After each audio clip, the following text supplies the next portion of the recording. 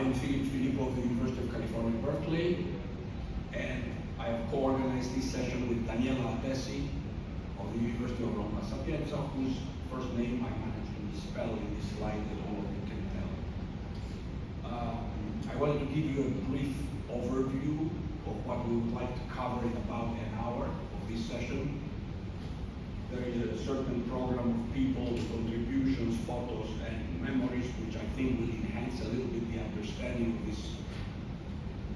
of the mark that Enzo Ciampi has left in our lives. And at the end of this session, as you will see, the plan is, just to give you the organization, I divided it in 3 parts. And the first part I called the Fedelissimi, which is 3 of his closest collaborators over the years who are present here to give their perspective. The second part is a little bit connections that go beyond La Sapienza in Rome. Professor Oliveto, who asked me to make a presentation for him.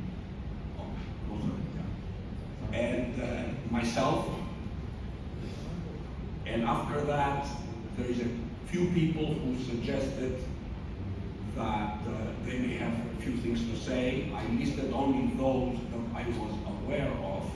On the other hand, there is invitation at the end for anybody in the audience who has memories of Enzo to contribute. And I will ask you to come up and use maybe the microphone on the side to make those presentations known. So let me just give you a little bit, so as I said, this session honors the life and work of Professor Ciampi. He was a dear mentor, colleague and friend to many of us here. He was a brilliant engineer, a dedicated educator, and a researcher with original ideas that advanced the state of the art and practice in earthquake engineering. Most importantly, he was an exceptional human being. And for me, that stands out among many researchers that go around the world today. A mark of humanity, high ethical standards, impeccable personal behavior. Almost a no-compromise person, very difficult to find. With compassion and love for others, and impeccable ethical standards that make him a real role model for so many of us. Some have tried to follow his extremely high standards, for others I understand it's very difficult. Most incredibly, he remained unassuming and modest throughout his life, especially following his deep religious beliefs, as those of you who are deeply religious will understand. So, this concludes sort of a little bit of the overview, and then I wanted to start off something that I haven't listed yet because we have had some last-minute contributions that forced me to make some slight adjustments. And there is a contribution by Professor Giuseppe of the University of Rome La Sapienza. Professor Rega was a colleague of Professor Ciampi for many years. As you can read in this long, I asked him for 2 slides. I was trying to explain that the 2 slides would be presented to the audience, so you know, in this sense, I got 2 slides of a full life's impressions, right? So I will take a few minutes for you to read what is there. I will try to read a few of my own. What is important here to say, much like I got to experience at the University of California, Enzo was part of a very strong school of engineering. The University of Rome La Sapienza in the 60s and 70s and 80s, an incredible group of professors, of which here Giuseppe Rega mentions a few, who may or may not be known to you: Casciaro, Pignataro, Picardo, and Ciampi.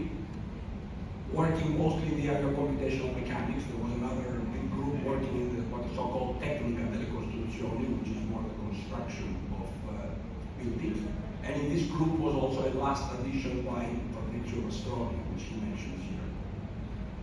He perceived Enzo as a researcher of high scientific quality. uniformly. This is what you're going to hear, and I'm sorry you will hear it many, many, many times over. But especially this aspect of profound capacity for humanity and friendship. Then in the next paragraph, he says how the areas of research of the two slowly diverged. Professor Rega mostly into some fundamental aspects of random dynamics. Professor Ciampi remaining true to structural mechanics as a fundamental branch for attacking problems in civil engineering, and especially structural dynamics, numerical methods, and that you will hear later.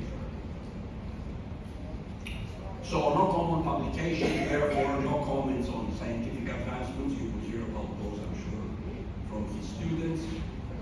But the mutual trust and friendship that remained over the years.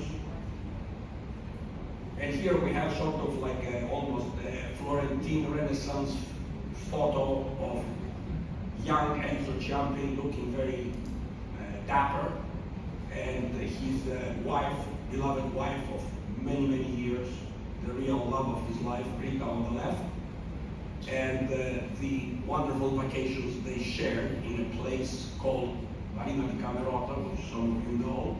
It's still on my list of places to visit. I've not been out there in the Cilento, which has become a favorite place for the vacations of the Ciampi family that they have used for many, many years since. He cannot refrain from adding that every year around Christmas, Enzo always brought a small package of the famous Rega Nougat from Benevento, his city of origin. An important sign of his warm friendship and the fact that he always had people in his mind, regardless of whether these people were a world away or a city away, which was in the case of Rome, Department of Architecture in one place and Department of Engineering in another place. So the conclusion is, of course, that as some of you know, despite the loving care of Rita, his life in the last 2 years became quite difficult. He had an illness from which he was not able to recover, for which he hopes that the solid Christian spirit provided him with the necessary support. Professor Rega is sorry that during this time, as many of us also experienced in our lives, found it difficult to overcome the challenge of visiting such a brilliant and lively person at a stage where it might not be at his best.